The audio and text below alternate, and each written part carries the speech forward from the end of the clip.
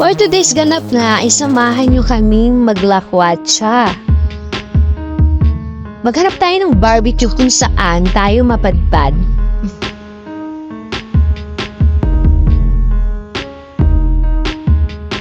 Niyaya ko yung asawa ko kumain kami ng siomai kasi nagkikravings talaga ako. Pero siya, cravings naman siya sa barbecue. Ang sabi ko, sige, magchichinelas na lang ako, pero sabi niya, hindi. Magsapatos ka. So, alam ko na. Kaya tara, samahan niyo kami.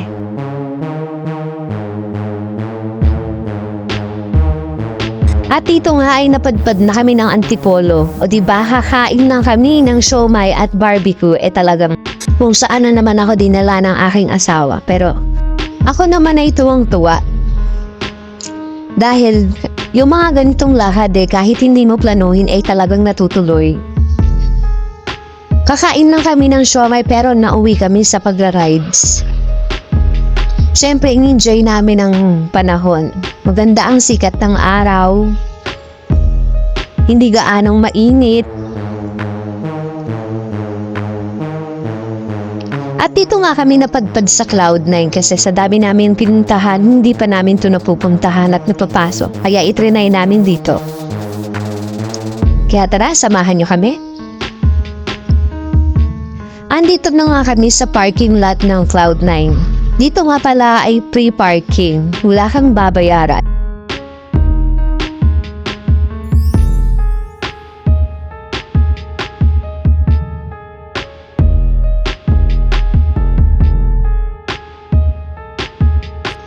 Dito nga ay nagsimula na kaming maglakad-lakad para malibot namin. At dito nga ay may makikita kang isang bridge papuntang itaas dun sa 360. Dito naman ay may bayad 120 yata per head. Niyayaya po nga ang asawa ko pero may kasama pala akong duwag. Ayaw niya daw umakyat dun sa taas kasi nga natatakot siya. Pero dito nga hindi na siya nakahindi kasi nga meron naman palang free na walang bayad na makakapunta ka rin. At makikita mo rin naman ang overlooking dito sa taas. Ito nga ay napakaraming tao. Talagang dinadayo pala dito. Talagang ang ganda-ganda kasi ng view rito. Makikita mo yung sikat ng araw, hindi mainit, malamig ang klima.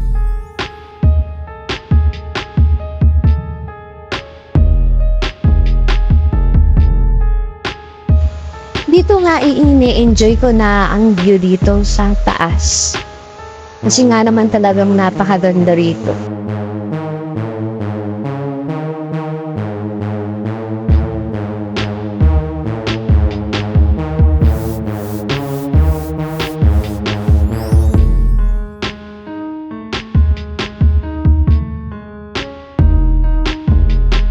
Dito nga ay nakakita kami ng isang eroplano. Ang galing nga, napakarami palang dumadaan ng eroplano dito kasi malapit pala ito sa isang airport. At dito nga ay ini-enjoy namin ang view at nagbibidab na lang kami ng mga eroplano na dadaan pa.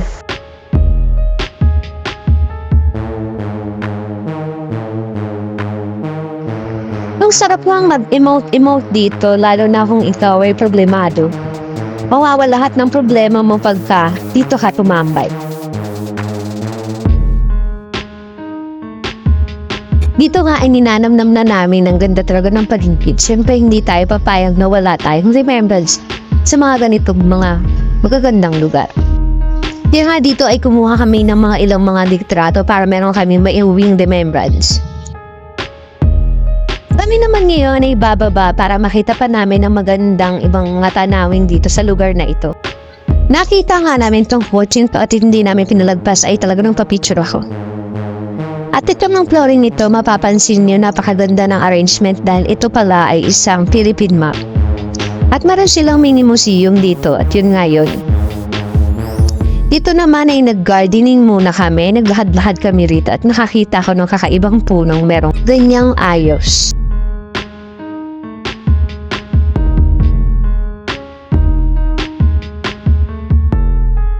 At may nakita na nga rin akong pusa dito na mukhang nagmo-moment din.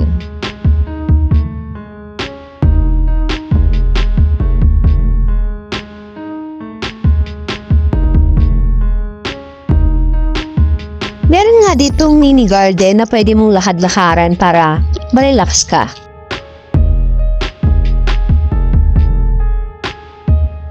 May nakita kaming aso dito, napaka-friendly niya. Na kahit hawakan mo ay hindi siya nangangagat. Basta wag mo lang siyang sasaktan.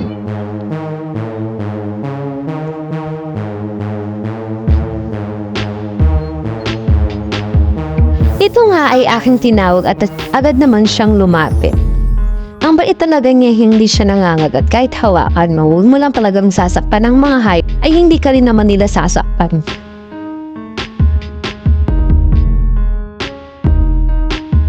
Inilip ko muna kung ano pang meron dun sa loob. Kung pwede pa ba kaming maglakad-lakad dun kasi may mga tao pa rin namang nagpupunta dun.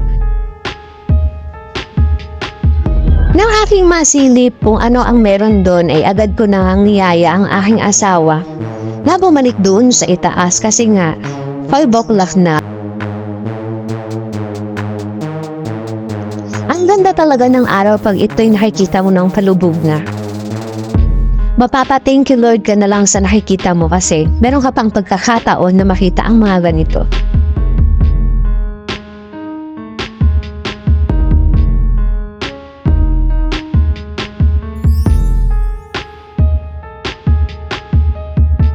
Dito nga ay nagpalipas na kami ng gabi pero ewan ko ba bakit parang ang liwanag pa rin dito sa camera. Dito nga ay madilim-dilim na. Inaantay talaga namin dumilim para makita namin ang City of Light. Napakarami pa nga ring tao kahit 5 o'clock na dito.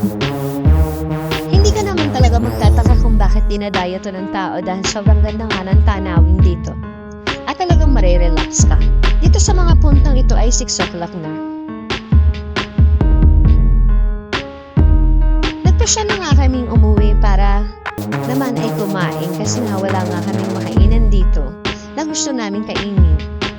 Merong kainan dito pero restaurant kasi at wala naman yung gusto namin kainin.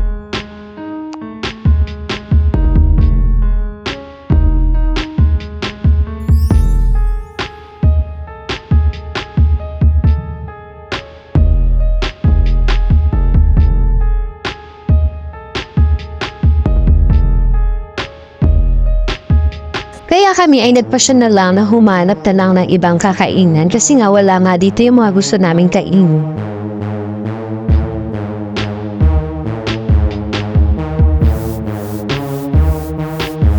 Andito na nga kami sa parking lot para kami naman ay maghanap pa ng aming kakainan.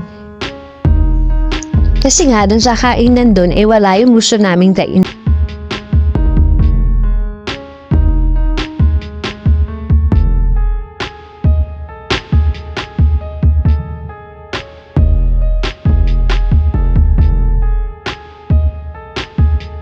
Dito nga ay may nakita kami isang kainan ng Aaron's Kamat at talagang tiningnan namin dito kung ano ang merong dito at dito nga namin nakita ang mga gusto namin kainin. Ang mura nga ng mga pagkain dito at sobrang sarap. Lalong-lalo na yung langgunisa nila at ang kanilang barbecue. Wala nga akong nakitang siomay dito pero sabi ko nagugutom na ako kaya pwede na to. Dito nga ay naihaw na nga ang aming mga piniling mga barbecue at longganisa. Sobrang sarap talaga ng longganisa nila at ng barbecue nila rito. Hindi nga kami nagsisi dito, talagang sobrang sarap ng aming kinainan at napakamura pa. Diyan sa aming mga na-order ay gumastos lang kami ng 219. Talagang napakatipid na at talagang sulit naman talaga. Kaya nga kami ay nagpasya ng umuwi para naman kami ay makapagpahinga na. Pero dito nga ay inabutan pa kami ng malakas na ulan kaya kami muna ay suminong dito sa isang underpass dito sa aming mga nadaanan. At nang ito nga ay tumila ay kami na yung umuwi na.